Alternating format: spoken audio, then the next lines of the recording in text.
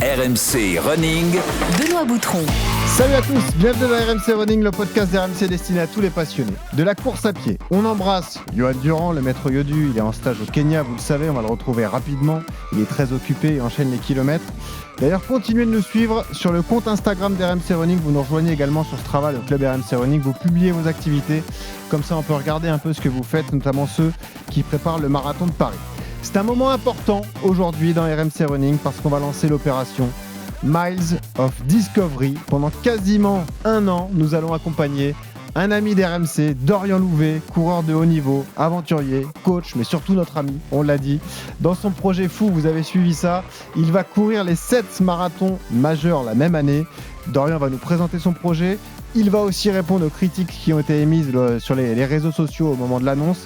Et surtout, on va parler de sa préparation pour un tel défi et se projeter sur le premier marathon qui va l'attendre à Tokyo dans quelques jours. Alors enfilez vos baskets, attachez vos lacets. Dorian nous embarque dans cette belle aventure.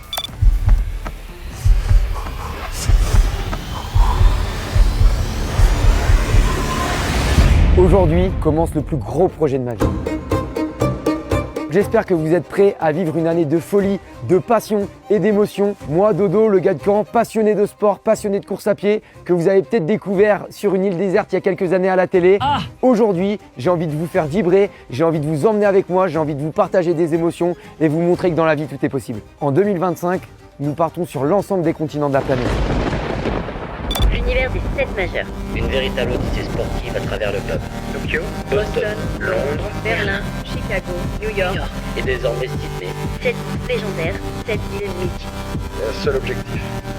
Écrire l'histoire en repoussant ses limites. Je m'appelle Dorian Louvet et je m'apprête à me lancer dans ce gros défi sportif. Pour moi, c'est le goût d'une vie. C'est avant tout un défi humain et vraiment une aventure humaine assez incroyable. Je suis hypé de ouf par ce projet, j'ai trop envie, à la fois j'ai peur.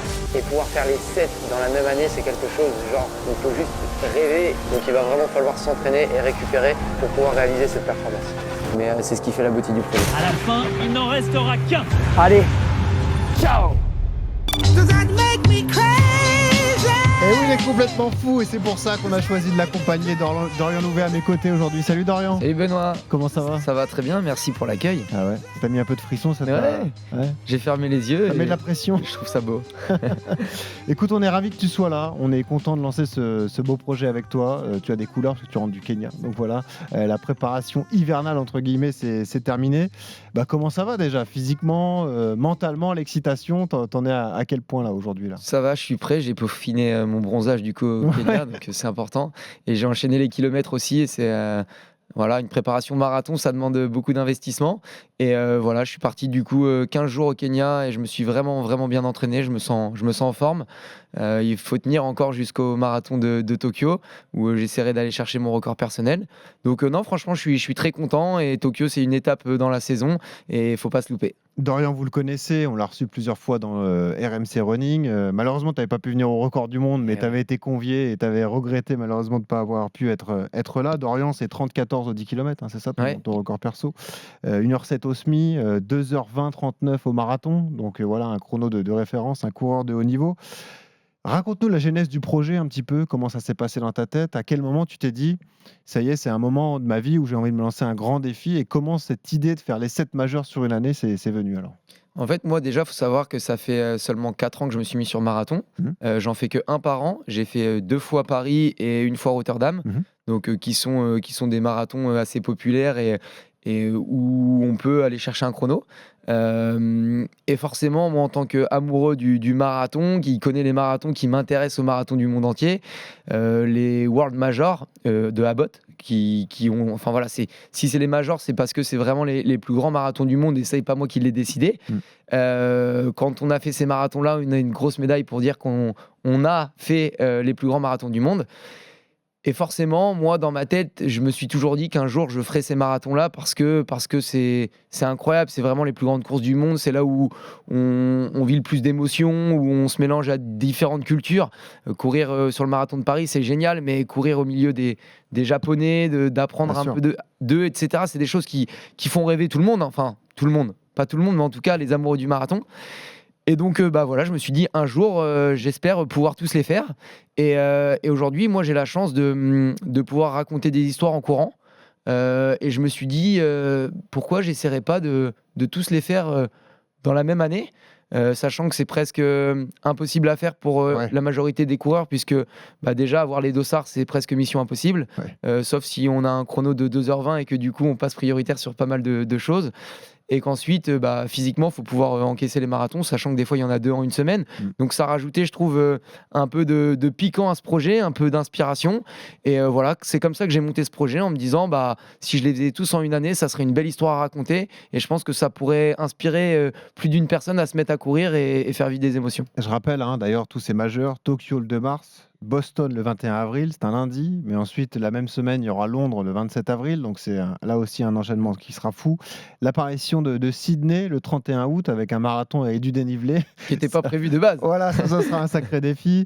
Il y aura Berlin le 21 septembre, il y aura Chicago le 12 octobre et New York le 2 novembre, donc on terminera aux États-Unis. Je ne sais pas si tu as vu, mais la légende du marathon, Paula Radcliffe, va aller à Tokyo. 51 ans, elle se remet au marathon, elle veut aller disputer ce majeur. La preuve que même les grands sportifs et ceux qui ont brillé dans la discipline, mais ont toujours cet amour et cet attrait pour les grands marathons du monde. La voir aller comme ça sur le marathon de Tokyo à 51 ans, ça veut dire quelque chose, tu vois. Donc, j'espère elle qu'elle aussi va pas me battre. Et attirée, c'est la question que je voulais te poser, parce que qu'un mec comme toi fasse les 7, on n'a aucun doute. Ça, évidemment, tu franchiras la ligne d'arrivée parce que tu as un niveau conséquent, mais là où tu rajoutes une difficulté, c'est que tu te fixes un objectif chronométrique. Et là, c'est intéressant.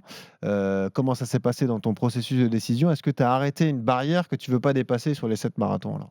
En fait, c'est vrai qu'en soi, courir 7 marathons dans la même année, si on les fait en EF, tranquille, il n'y a pas de performance à proprement parler. Donc moi, je voulais qu'au-delà de ce défi et d'inspirer, c'était de rajouter le côté performance, parce que je suis à la recherche de performance et je suis toujours un petit peu dans la compète.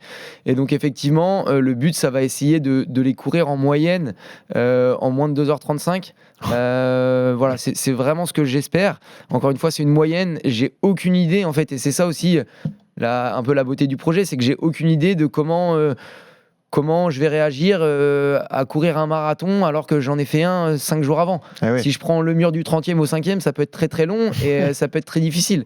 Donc en vrai, l'histoire, on ne peut pas l'écrire, on ne sait pas comment elle va se raconter. Et je trouve que c'est ça la beauté du truc, c'est que j'y vais pas juste pour terminer. À chaque marathon, je vais donner le maximum pour essayer d'aller chercher des performances. Et effectivement, j'aimerais bien, sur les 7, avoir une moyenne inférieure à 2h35. Ce qui serait beau. Je rappelle, 2h30 au marathon, c'est 17 km/h. C'est 3 minutes 30 au kilomètre. Donc, tu seras juste un petit peu au-dessus pour la barrière que tu te fixes. Mais on a compris que tu étais un peu barjot, parce que dès le premier, tu as envie d'aller chercher un record personnel, même. Bien au-delà de tout ça, parce que Tokyo, c'est un parcours assez roulant. T'es dans quel état d'esprit là? Parce que là, ça y est, la prépa est lancée, ton projet est lancé, annoncé, etc. C'est quoi? Il y a un peu d'appréhension, c'est surtout de l'excitation, c'est l'état mental. T'es comment là, à quelques jours d'ailleurs du premier des 7? Je suis excité, mais j'ai peur en fait, comme dans toute course, comme dans tout objectif, c'est que plus ça se rapproche, plus t'as peur. En fait, t'as qu'une envie, c'est d'être à ce moment-là. Et tu regardes les parcours ou tu fais un peu le footballeur et tu te dis je prends les matchs les uns après les autres? C'est-à-dire je regarde Tokyo, après je m'intéresserai au suivant, etc.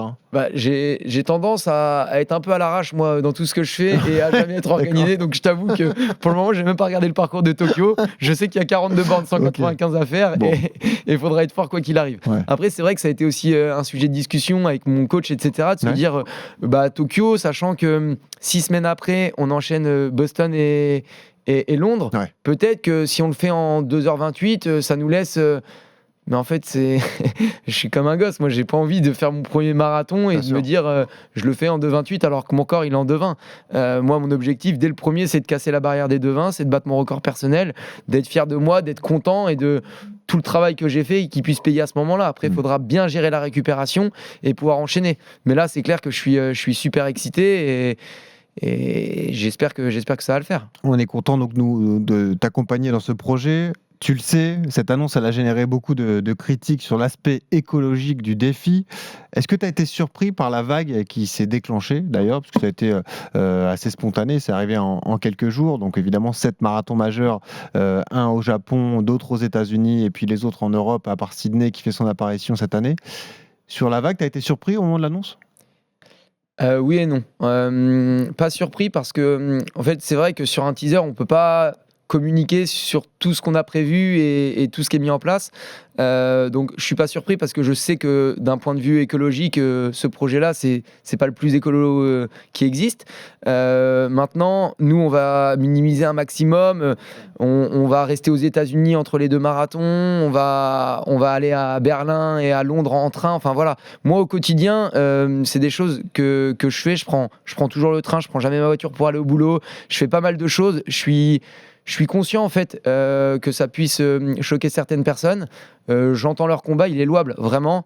Maintenant, ça fait toujours un petit peu bizarre de prendre une petite vague de haine comme ça, qui remet tout en cause, qui remet ta personne en cause, qui remet ta personnalité en cause, qui remet même jusqu'à aller à critiquer comment j'élève ma fille, ce que je vais lui laisser. Voilà, c'est toujours des messages un peu de haine qui font jamais plaisir. Donc je savais que j'allais en prendre.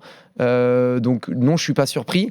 Maintenant, c'est vrai qu'il faut aussi essayer de réfléchir à un peu plus loin et pas juste se dire voilà, c'est le mec qui va prendre l'avion tout le temps et il va cramer toute la planète. Voilà, je trouve que c'est un peu aussi excessif. Maintenant, encore une fois, c'est une cause qui est louable et moi je ferai un maximum pour minimiser tout ça. Toi qui es un personnage public, d'ailleurs on t'a découvert sur Koh-Lanta, qui est une émission ultra populaire pour l'ensemble des Français, hein. C'est comme ça que on t'a connu au départ. T'avais jamais pris une vague négative comme celle-là ? Non, franchement, j'ai la chance depuis toujours d'être toujours passé à travers tout ça. J'ai jamais eu de haters, etc. Et c'est vrai que même par rapport à ça, quand on me disait peut-être que ça va choquer, je dis ouais, mais bon, les gens, je pense qu'ils vont comprendre aussi un peu mon message, que c'est pas juste prenez l'avion, parce que c'est pareil. Ce projet-là, c'est inspirationnel, mais j'incite pas les gens à le faire. Oui. Puisque, encore une fois... Ce qui concrètement est infaisable, hein, je Exactement. précise. Personne ne peut se permettre de faire les 7 majeurs et d'avoir tous les dossards, etc. Exactement. Donc en fait, les gens qui se disent « Ah, c'est trop bien, je veux faire pareil », en fait, ils pourront pas. Ils pourront pas parce qu'ils pourront pas avoir les dossards, parce que faire 2 marathons en une semaine, c'est déconseillé, sauf si voilà, tu as les capacités physiques pour le faire. Donc mon message, c'est pas « Regardez, vous pouvez faire le tour du monde et aller faire tous les marathons en 1 an ». C'était pas du tout le but de mon message. Et c'est vrai que cette vague que j'ai prise, elle était vraiment tournée, où on a l'impression que juste en fait le projet il tournait sur il va prendre l'avion, quoi. Est-ce que tu as compris le message des gens qui ont posté ? Est-ce que tu as été en contact avec ceux qui d'ailleurs ont posté ? Parce qu'il y a toi tu es aussi un trailer, tu es un coureur mais tu es aussi un trailer. Les trailers qui ont pris la parole, moi je pense à Xavier Thévenard qu'on avait déjà reçu ici dans RMC Running. Est-ce que tu les as eus en privé ? Est-ce que tu as parlé avec eux ? Est-ce que non, pas particulièrement ? Non, tu sais, tous les gens ils vont critiquer, ils vont allumer et ils vont pas chercher à savoir. Donc en vrai, à part des DM d'insultes pour dire que voilà, j'étais une merde, en gros, ou les commentaires qui sont mis, non, en fait, il y a personne qui est venu discuter avec moi, qui a cherché à comprendre. Et c'est un peu le problème aujourd'hui sur les réseaux sociaux, c'est que les gens, sans même chercher à comprendre le fond du projet, chercher à comprendre ce qu'on met en place pour lutter contre ça, en fait, juste ils se disent ah bah tiens, c'est un peu un phénomène, là, faut aller commenter négativement. Donc tout le monde le fait. Donc non, j'ai eu aucun contact avec personne. Ouais. Et au final, quand tu as monté le projet, tu savais que ce serait un point qui ferait réagir, et tu comprends en gros le message des gens qui ont voulu te dire, t'alerter là-dessus sur le fait que, bon oui, c'est sûr que d'un point de vue écologique, on n'est pas dans l'exemplarité top niveau, quoi, c'est sûr. Ouais, bien sûr, et je pense que c'est aujourd'hui, quotidiennement, il faut que tout le monde fasse attention à ça, et c'est aujourd'hui, l'écologie, c'est un point non négligeable, donc je l'entends, je le comprends. Maintenant, il y a aussi des manières de faire, et des fois, je préférerais qu'on discute autour d'une table plutôt que de juste allumer gratuitement sur les réseaux sociaux. Mais bon, voilà, c'est comme ça. Je suis pas le premier, je serai pas le dernier, malheureusement. Après, il faut faire attention à pas tomber non plus dans le fait d'agresser comme ça facilement, parce que moi j'ai de la chance d'avoir des proches, d'être bien entouré, d'avoir reçu plein de messages positifs, mais voilà, il y en a qui peuvent être aussi un petit peu plus faibles, et faut vraiment faire attention, parce que même si j'étais prêt et que j'étais protégé par rapport à ça, j'ai quand même été impacté, ma famille a été impactée, on m'en a parlé, les gens autour de moi n'ont pas trop compris. Quand on remet en question tout ce qui est éducation, etc., mes parents n'ont pas non plus compris. Et voilà, je me positionne pas du tout en victime, j'entends leur message, c'est vraiment un combat qui est louable, mais voilà, faut pas non plus qu'ils se trompent non plus de cible. Et encore une fois, j'entends le message, je ferai un maximum pour minimiser tout ça. Parce que la stratégie, elle est agressive. Nous, on a compris comment ça s'est passé. C'est vrai que nous, on l'avait jamais vécu non plus. C'est une façon de taper très fort d'entrée.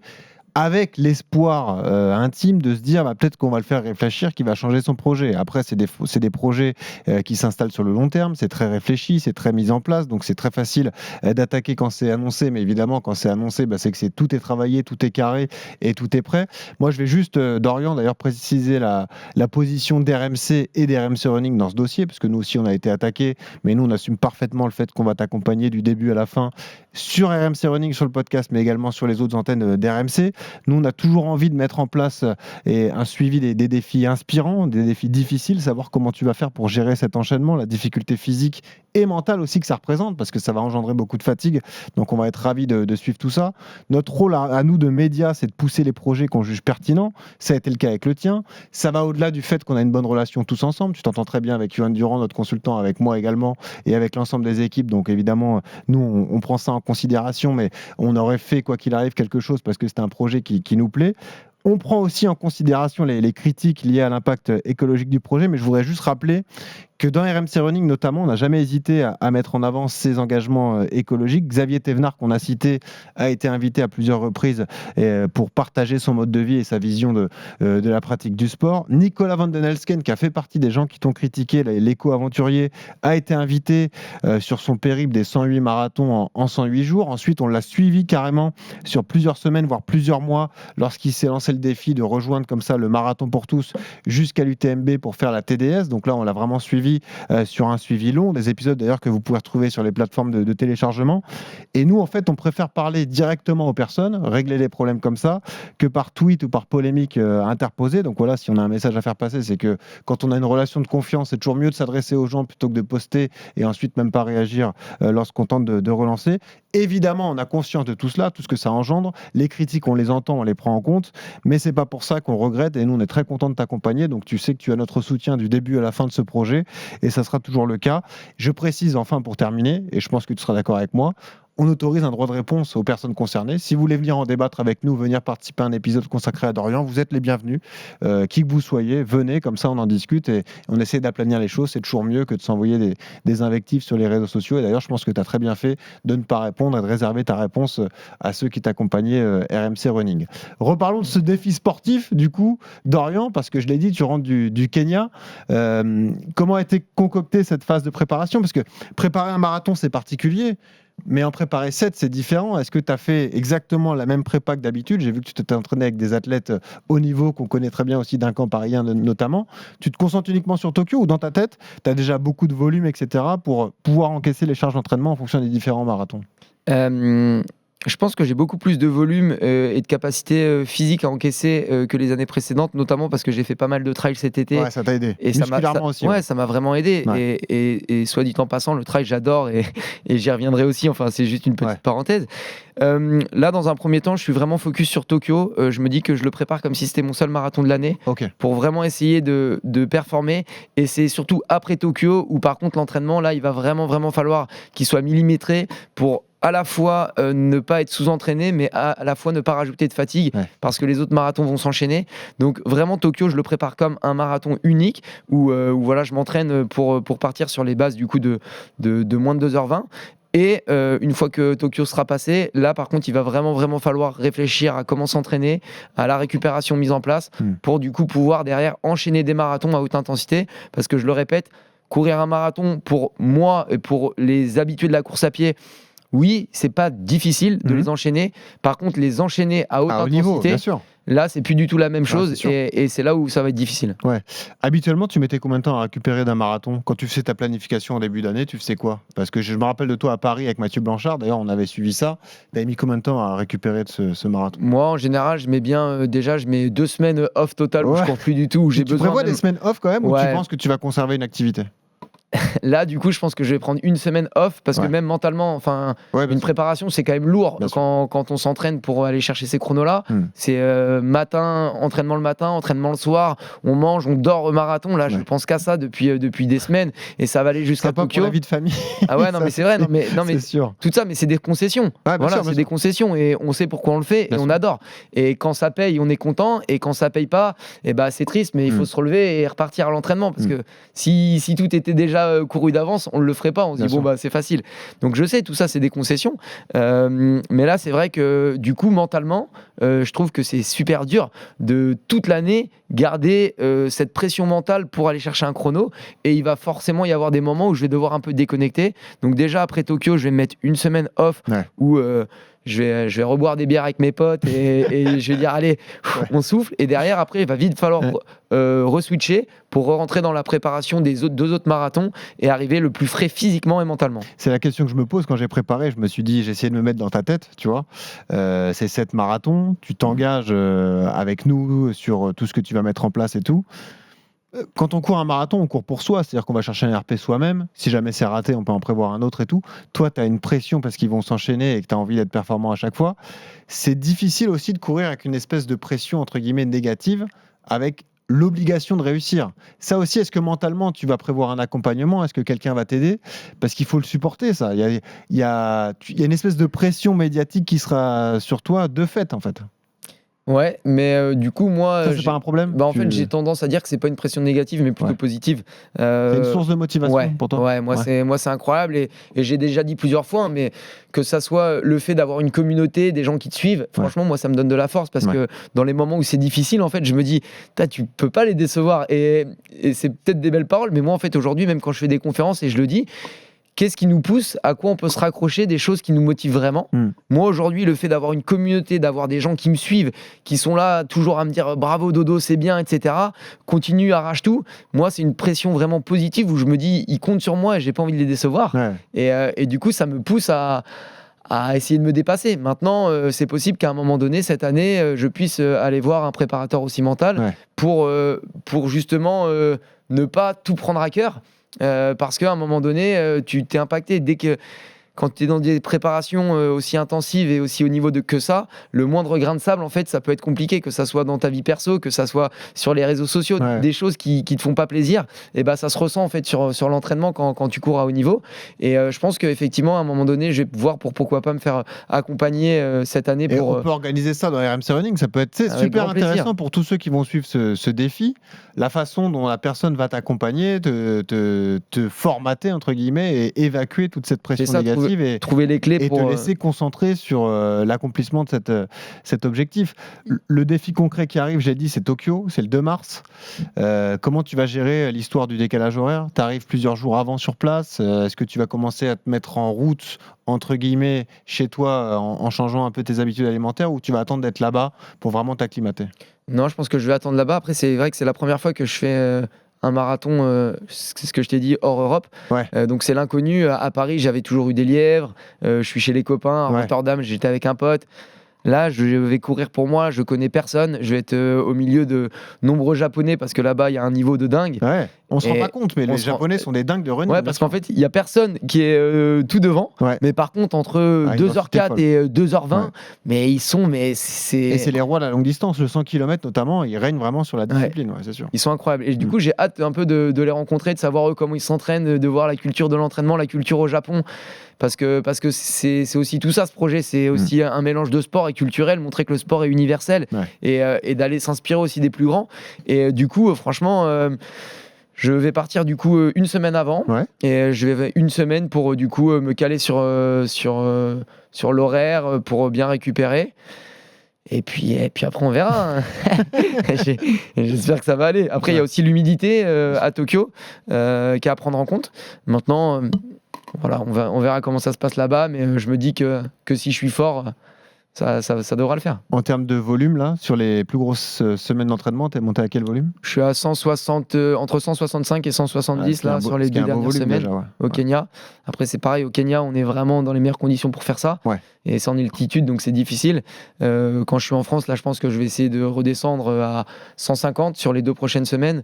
Et puis après, réduire jusqu'au marathon pour réduire la charge pour arriver frais, quoi. Là, au moment où on enregistre, tu viens de rentrer du Kenya, hein, il y a quelques jours. Tu ressens la fatigue, le contre-coup physique, de l'altitude, des entraînements à haute intensité, etc. Ouais, c'est marrant parce que tu redescends. Je rappelle que le Kenya, c'est à 2000, enfin là où on s'entraîne à Iten, c'est à 2400 d'altitude. Ouais. Donc il y a un manque d'oxygène. Donc en fait, le moindre footing, on est oxy, c'est compliqué. On a vu Là-bas, Johan courir à 5,30 au kilo. non, mais franchement, là-bas, C'est sûr, c'est le F, fou. c'est très compliqué. Ouais, bien sûr, Parce que ça fait que de monter, voilà, Ouais. c'est vallonné, mais c'est assez incroyable. Et donc là, on redescend ici en plaine, moi en Normandie, je suis à 0, donc franchement, j'ai l'impression que tous mes footings ils sont en apnée. Genre, je me dis, mais c'est incroyable d'avoir autant d'air. Donc on ressent vraiment les bénéfices de l'altitude. Par contre, c'est vrai que le fait de faire 2 semaines à 170 km, là tu redescends, il y a la pression un petit peu du stage qui redescend, Ouais. tu retrouves ton quotidien, ta vie de famille, les tâches que tu es obligé Oui, de parce faire. que là-bas, vous êtes dans une bulle, vous êtes Bien entre sûr. coureurs, et là, vous n'avez qu'à penser à la course à pied. Exactement, Ouais. on n'a pas à faire à manger, on se lève, on déjeune, Ouais, on va exactement. courir, on fait la sieste, on mange, on fait la sieste, on s'entraîne. Là, voilà, le quotidien revient et c'est toutes ces petites tâches qui forcément sont un peu fatigantes. Et puis voilà, le contre-coup de l'entraînement. Donc là, c'est vrai que cette semaine, je suis un peu fatigué, mais je le savais. Il faut encaisser l'entraînement et ça permettra de pouvoir aller vite à Tokyo. Est-ce que tu as l'espèce de parano, d'avoir la crainte de tomber malade aussi? Parce que ça peut arriver, ça serait dommage de tomber malade au pire des moments. Ouais, mais ça va, je suis pas Ça trop. va, t'es pas non, trop, non, hein. non. Et je pense que c'est quand t'as peur d'être malade que tu tombes malade. Ouais. Donc non, j'ai pas cette peur-là, j'ai pas cette crainte-là. Bien sûr, après là, je me couvre bien et je vais pas aller me balader torse nu à 0 degré. Bon. Mais dans ça, là-dessus, je suis tranquille. Écoute, on est ravis pour toi, on est ravis de te suivre dans cette aventure. Le maître Yodu sera là aussi pour donner des conseils. Bien sûr. Donc ça va être top. Je rappelle le dispositif donc RMC Running autour de toi, c'est qu'on va te suivre tous les 15 jours, on fera des points d'étape comme ça, où tu en es, etc. avec différentes thématiques, comment tu gères l'aspect mental, l'aspect physique, la nutrition, etc. Parce que tu as plusieurs partenaires qui t'accompagnent et dont on parlera. Mais c'est un beau défi, nous on est à fond derrière toi et on espère que ça va rouler, Dodo, avec ce rendez-vous à Tokyo, donc le 2 mars. T'es chanceux. Écoute, si tu vois Paula, tu lui feras une bise de notre part. Ouais, j'espère. Mais je sais pas combien elle vise, tu sais? Non, je sais pas. Ouais, Je pense j'espère. qu'elle le fait que pour le kiff. Mais bon, Ouais, après, voilà, attention. Hein. Mais encore une fois, ça s'entend pour une athlète comme elle d'aller courir à Tokyo. Enfin, Bien ça sûr. doit être incroyable. Bien sûr. Et je rappelle encore une fois quand même que Miles of Discovery, le but de ce projet-là, c'est vraiment de pouvoir inspirer, de Ouais. motiver les gens à aller courir, de se dire que ouais, en vrai, il y a des émotions à aller chercher dans la course à pied qui sont incroyables et de les pousser à se dépasser, à se fixer des objectifs, à sortir de leur sédentarité aussi.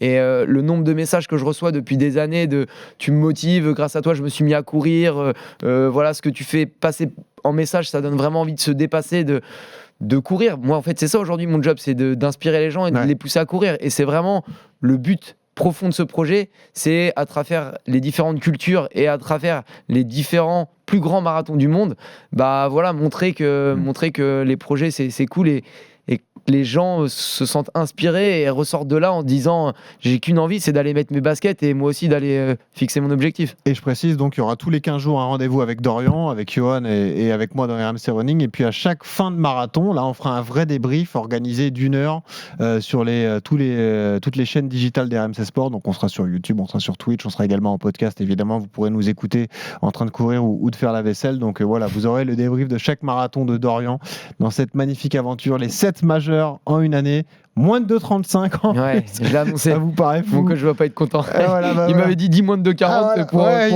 un assurer. peu prudent, mais c'est bien. Mais- C'est ton côté. mais je suis ambitieux. De ton côté ambitieux et sportif. Voilà, tu as envie de te lancer un beau défi. Merci Dorian d'être venu. Vas-y, Ouais, je t'en prie. juste une dernière chose, je voudrais te remercier toi et RMC Avec pour plaisir. le soutien. C'est des projets franchement qui font vibrer. Et en fait, moi, ce qui m'a aussi poussé à faire ce projet, c'est que je me suis dit, si un jour quelqu'un vient me voir en me disant, voilà, j'ai ce projet-là, j'aurais presque été jaloux en disant, Ouais. la chance, c'est incroyable, c'est trop bien. Tu Ouais, bien sûr. vas inspirer des gens et c'est magnifique. Et à partir de ce moment-là, je me dis que ce projet, je pense qu'il est beau. Et merci du coup pour le soutien, même dans les moments où c'est un petit peu difficile. Les messages que j'ai pu recevoir en disant, en fait, nous, on est OK avec ça, ça fait plaisir, on est une équipe. Et j'espère que ça va être une très très belle année et je suis content de la passer à vos côtés. Eh ben, il n'y a pas de raison. Merci à toi, Dorian. Et pour te rendre hommage, on a choisi la musique pour toi, la musique de fin. On a mis un chanteur canet, on a mis Orelsan. Quand même. Ok, ça forcément. valide. Et parce que voilà, évidemment, tu vas faire le tour du monde, tu vas revenir. Voilà, la quête de ce beau défi. Donc, Dorian Louvet à suivre sur RMC et sur RMC Running tous les 15 jours. Ce magnifique défi, Miles of Discovery. D'ailleurs, c'est le nom de ce défi qui a été donné. Merci Dorian. Avec plaisir. Bonne prépa, on embrasse le maître Yodu. Et toujours ce conseil pour terminer, quand vous courez, souriez. Ça aide à respirer. Salut à tous. Normal, mes chaussures coûtent une blinde. Je veux plus les mettre, mon père s'énerve. Toi, t'as tout, nous, on n'avait rien. J'ai 12 ans, je fous le bordel encore pour essayer de me faire des potes.